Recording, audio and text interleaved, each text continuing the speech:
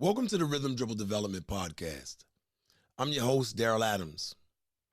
In today's episode, we'll dive into a topic that's seldom talked about in this world of basketball, but it ought to be.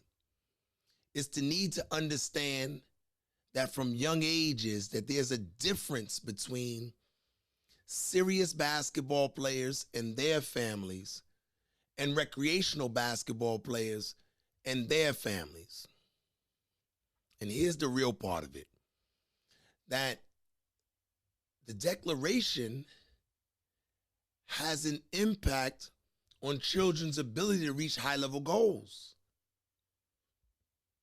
Before we get into it, if you're a fan of this discussion and ones like it, and I guess a fan of the overall podcast itself, please like and subscribe to the channel and feel free to leave comments below. Now, let's get to it.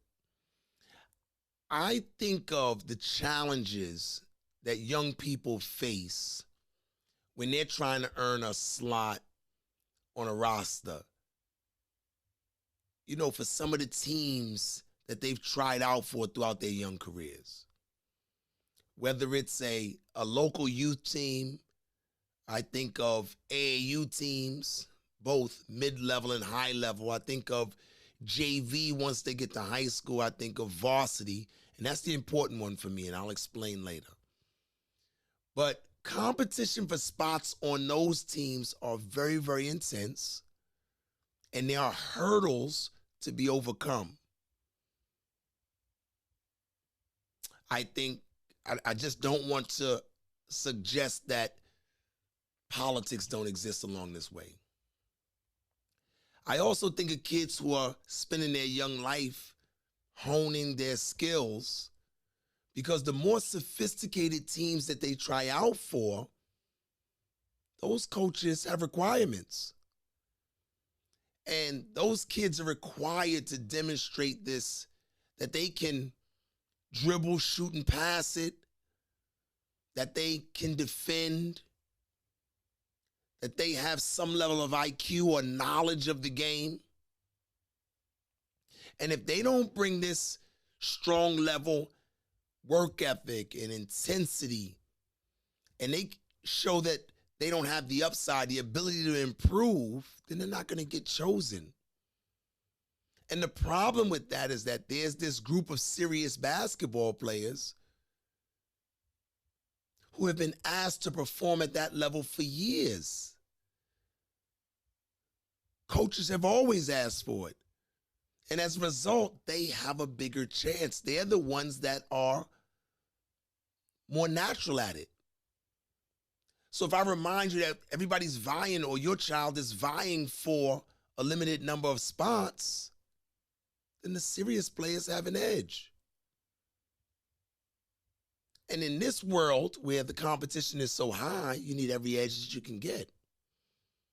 I talked about on my podcast in the past, this idea of musical chairs.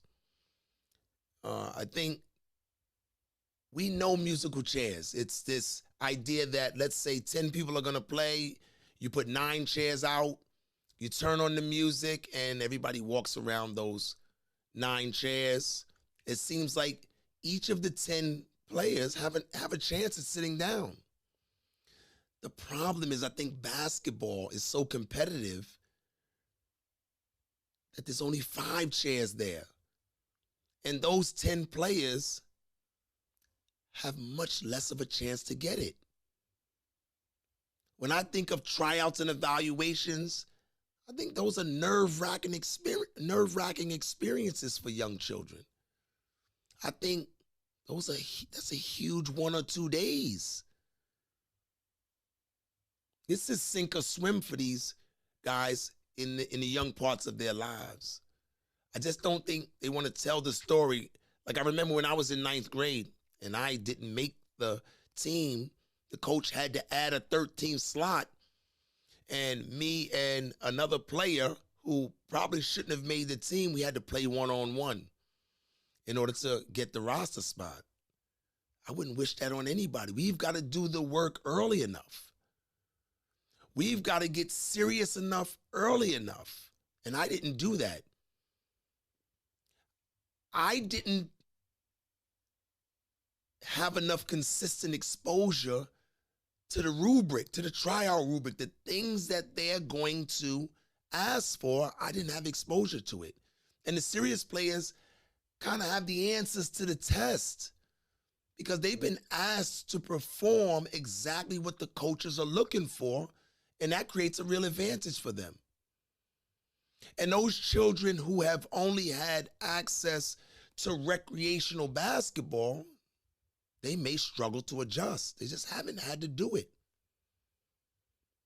Because we all understand that the percentage of players who are going to make these high-level teams are low, just because there's not enough slots. Because we know that, we've got to give these kids an edge early on. And the problem is that I get to see this disappointment when they don't make it. I see it time and time again. I wish I could step in their shoes and kind of show them that this is the only way that you can avoid these tears or avoid this being upset or avoid this resentment. It's the only way. I just see many basketball players who are trying to reach these unique goals that they've set for themselves. And I just see them creating their own speed bumps. I can just imagine all these families at a bus stop and they're trying to reach a destination. And to me, there are two buses that they can ride. The first bus is labeled Recreation, and it follows Route 101. And it will deliver families to a place where the purpose of the experience is solely to have fun, have great social interactions, learn the basics. On this recreational bus, it's all inclusive. Everybody can come. There's a little bit less competition. Actually, there's little competition. It doesn't require a lot of time from the family. And it does not cost a lot of money. I understand the problem because recreational basketball has this great charm to it. It's a space where kids can have good times. I see them bonding with their friends. I see they get a chance to play the sport that they love without any pressure, without the pressures of high-level competition. They get to showcase their skills without these real high expectations. So I understand why people do it. To me, it seems like a simple decision. And social media doesn't make it any easier because they make it look extra glamorous. On the other hand, I think of the second bus. Now, this bus here is labeled Serious, and it follows Route 202. And it will deliver families and players to an experience that has more of a long-term focus. There's an intense competitive push. There's a push to get, that push is to get better in every session. The focus and the energy levels are expected to be sky high. The costs are higher, right? Because you have to pay for a number of things. I think of team fees now, games, traveling, training, equipment. It's nothing to understand that they're going to be in the gym a lot more, right? That 5 to 6 days is a very, very real thing to be in there. Skill training, shooting, strength work. Not to mention, they're going to be expected to work at home on their own. That's understood, right? You can't do this without this self-help. When I sit back, what stands out to me when I think of the difference is not that both families and players are going to have the experience. They're going to play a lot of basketball. But I think the thing that stands out to me is that in one case, recreation, they didn't put forth the same level of dedication. And even worse than that is during their formative years where habits are formed. So it's no wonder that it's hard to even that scale once they get older. They miss the perfect opportunity to get it all in. My hope is that all families consider the two buses run on different routes, and they grow further and further apart as time goes on, and it becomes harder and harder to change buses or change your mind as time elapses.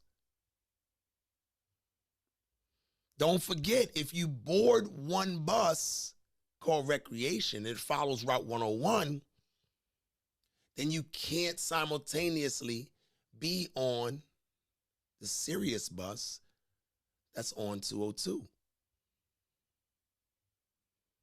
In really trying to be thorough here on this topic, I put two videos defining recreational basketball players on the one hand and serious basketball players in the other. There's details that describe what you can expect, which I hope can help you guys make declarations for your players. I put the video on the YouTube channel under educational videos. What I recognize is that some people are a little bit more visual. And again, I just hope it helps families to understand it better.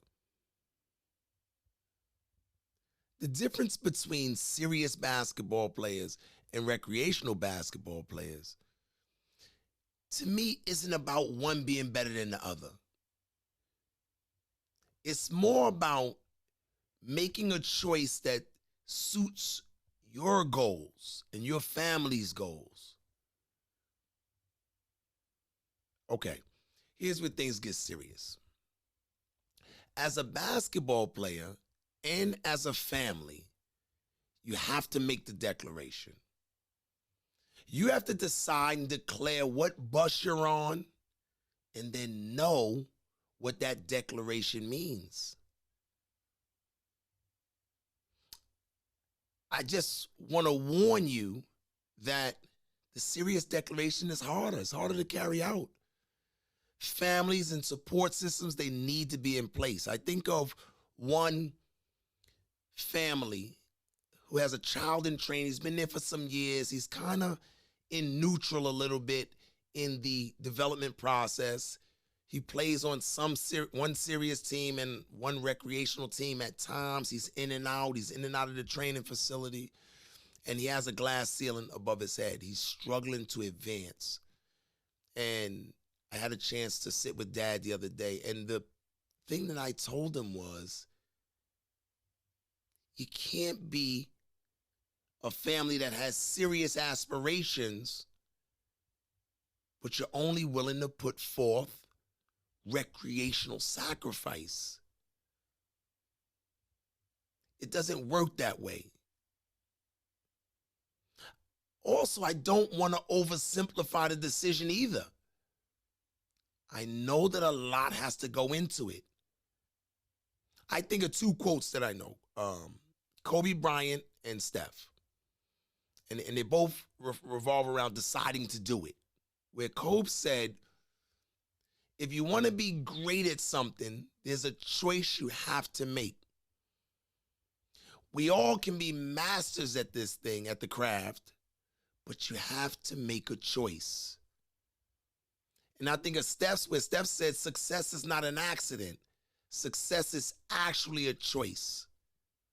It makes me think of the training facility and what I see on a daily basis. I see this uneven balance scale,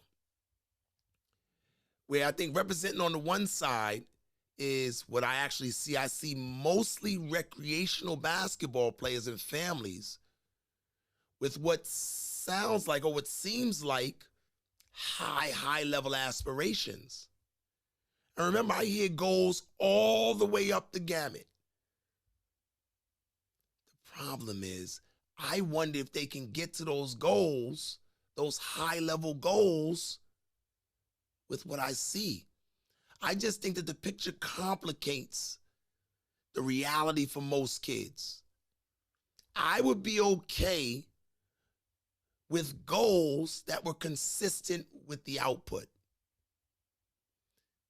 Because the other side of the scale has very few serious players and families who go about the rigorous business of this development thing. And they do it daily. And they just continue with the work and they let the calendar turn around their work. They don't take breaks. They're in there for years. They sacrifice much. And even with some of them, they don't make it. And I think with that said, the logic is this. If the serious basketball players put in all of this work and they sacrifice all that they do, and some of them don't make it, then everyone should understand the need for this podcast. Because it begs the question, how in the world is a recreational basketball player going to achieve these lofty basketball goals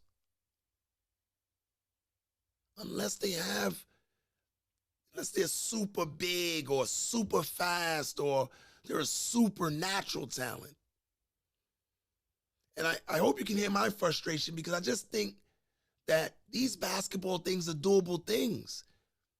I think everybody can achieve them, or at least achieve the collateral benefits that go along with a tough basketball development process. Those are character things. Those are things that make them better adults. I just think of the training facilities and the trainers in the world, and the business model in those places they're designed mostly for recreational kids, because it's easier to sell and make money with things like fun, excitement, enjoyment. I don't need to be convinced that not everyone plays basketball, that they need to be a professional at the end of this thing. They're not in it for the professional career. I recognize that people have different interests and diverse interests, and their talents are different, and their life goals are different. I recognize that. And I recognize that some people find satisfaction in recreational basketball. I get that. I get that they may use it to just enjoy the game and they just want to be active. So it forces me to think of the flip side, because another business model could be one that pushes kids to their limit and lets them see the real requirements that are required for them to meet their goals, and allows them to learn some things about themselves in a short space. This model is daggone near impossible to sell, because the ask is very, very high from players and families. It becomes especially complicated if the player or the family hasn't declared that they're very serious about the sport and will do anything in order to get where they need to go. With that said, I think of the NBA players and how they sometimes complicate the development of young athletes. And not everybody, but they complicate it for the people who lack this prototypical size, athleticism, and this mentality as well that mirrors that of an NBA player. And I think that NBA players could help if they would just tell them the hard part of the journey. Because when they say things like kids should just be kids, it complicates the push that essentially it won't harm them. In fact, it will probably set them on the course of discipline, the discipline required to get to this high level achievement. I remember Michael Jordan said, and he's my guy, I just remember he said, just play, have fun, enjoy the game. And I'm saying, Mike, this quote isn't enough anymore. They need all of the information. I agree that the kids should just be kids. But judging from what I see and the conversations that I have, I just think it's risky. Because I'll be honest with you, they're saying very clearly what they want. Right? So if they take on this, keep it fun and don't take it so seriously and keep it recreational, then I think what happens is they get away from the idea that this is all doable, that they can get to the place that they're looking to get to. And if the other side of it is that if we take this approach and we accept this as a family, don't be upset later on when the child can't recover. When they can't recover to those lofty goals, or they're having difficulty transitioning to the serious side of basketball. My concern of that is this, that recreational players may not be getting better fast enough. I was talking to Tavari, one of the trainers over at Rhythm Dribble, and he was clear that sometimes things get missed.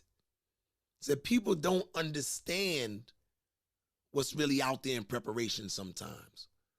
Or people don't know who to compare themselves to. Social media complicates this decision for them. And I just think that with those issues, period, that you have to take a serious approach if you're looking for serious results. To me, it's unequivocal. Inside of my training facility, the number one goal when families come in, this is young and old, is that they're on their way to the NBA. And I also hear that college scholarships, these are at play. I seldom hear that my child is here for fun, or he's here for fitness, or this social interaction of the recreational side. So I always hear that there's a goal and there might be a seriousness to it. But if I watch the actions week to week from the players or the families in the facility, I become concerned because they appear to be on one bus as a declaration and on the other bus if I were to judge their actions. And that's difficult. That's a huge contradiction. All right. And I just think families have to be aware of it.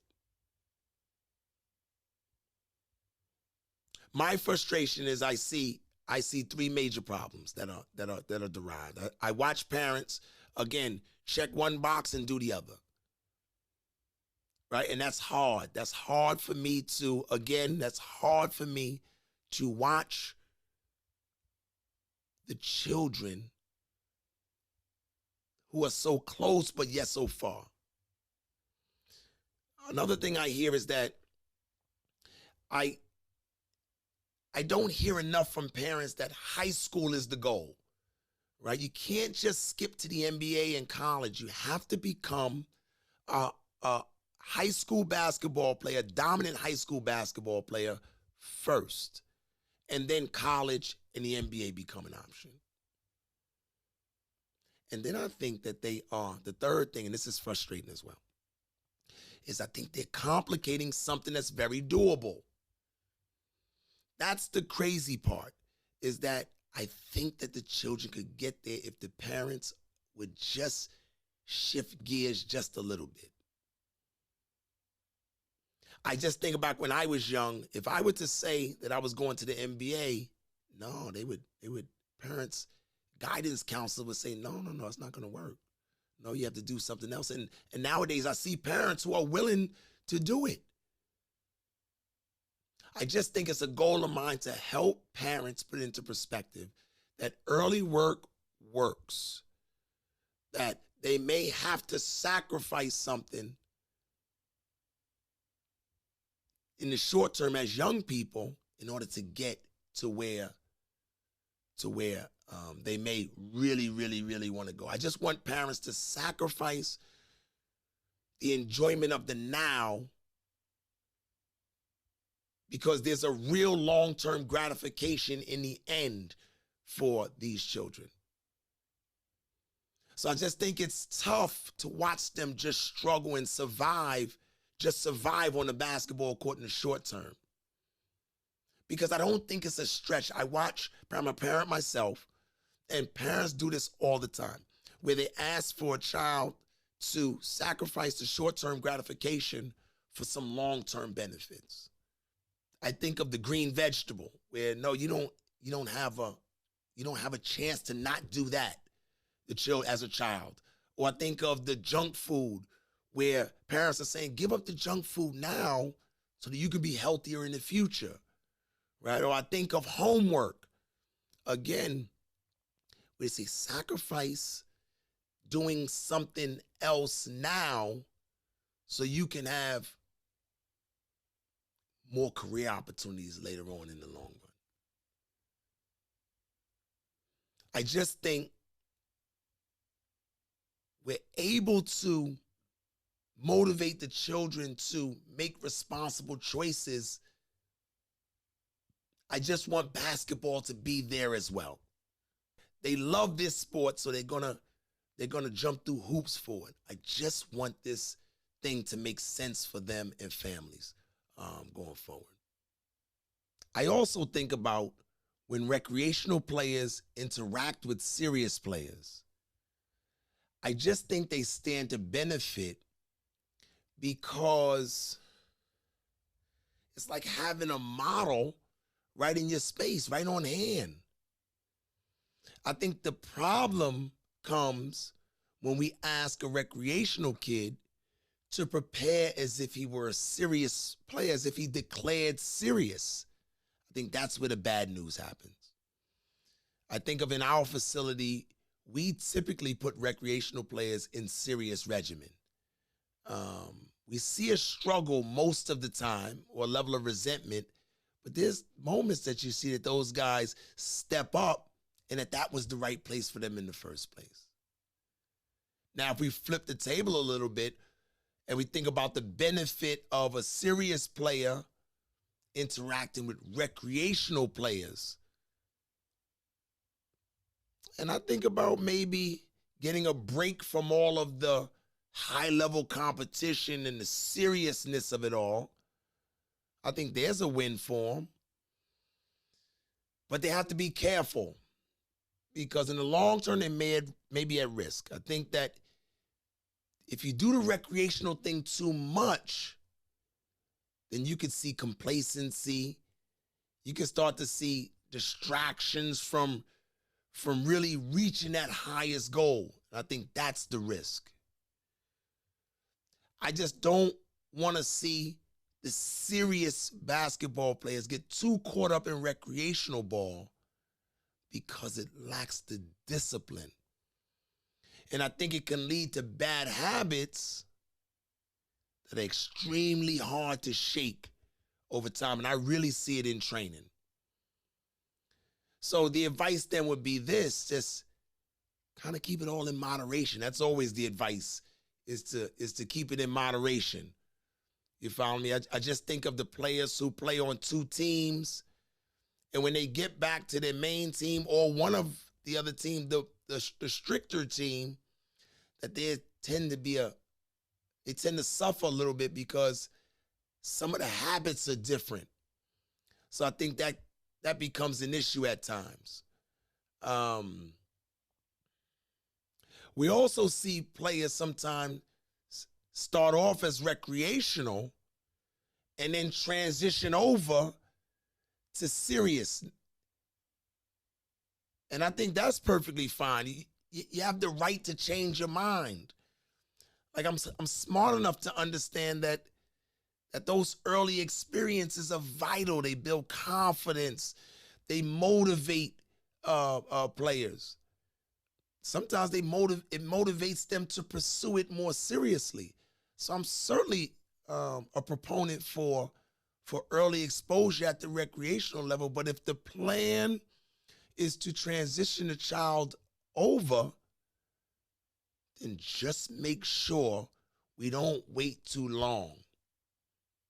I just want parents to understand that for young athletes who lack that, I said it earlier, that prototypical size, athleticism, mental approach to the game, that time is money. I think that high school is the most important time to judge kids because they all can do it. It's realistic for everybody. I think colleges really can judge the skill set and whether or not it's translatable once they get to high school. I just think that we have to understand that that high school transition is going to be a tough one. The numbers just don't bear out. I think I came across a statistic from Georgia State University, and it reminded me that 1 out of every 100 players or athletes are going to receive a scholarship of any kind to a Division I school. And I think with basketball in particular, it went on to talk about how now this number is only 3. So if I lined up 100 kids in all the gyms on the East Coast, then we can only rely on this. Numbers say we can only rely on 3 of those guys actually going to get a college scholarship. So it stands to reason that the longer it takes us to declare serious, the more risk we have for complicating the potential for reaching the goals for the family.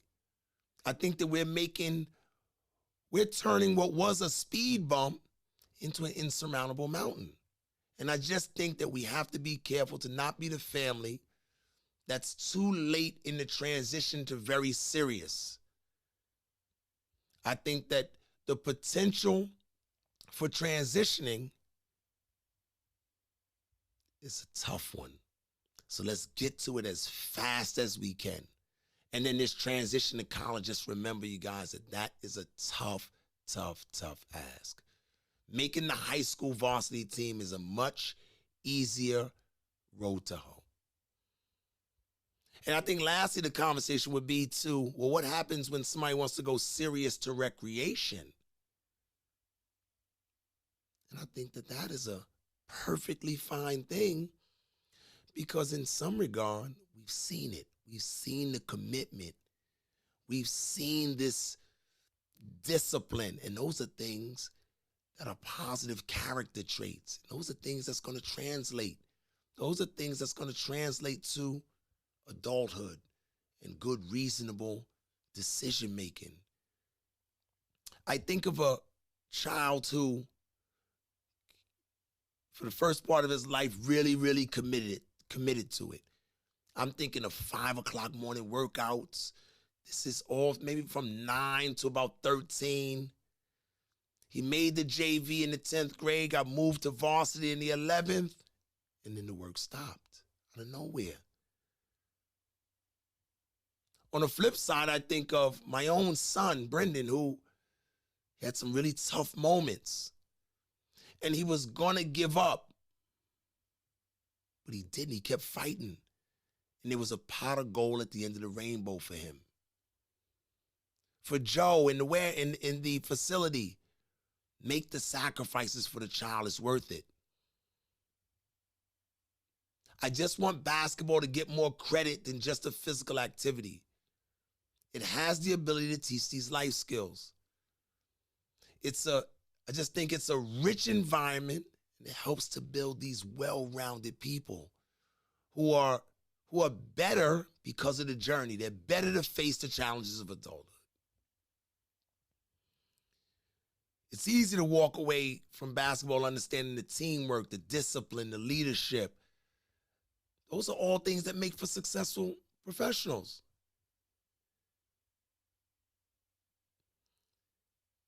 I just think success in basketball is about setting the goals and identifying the priorities. And whether it's just about having fun or making the high school team or the NBA or excelling in college or at the young played or dominating even the youth leagues. I think athletes have to understand what they want to achieve and then be willing to make the sacrifices in order to get there. I think that's it. I think I've ranted enough about this topic.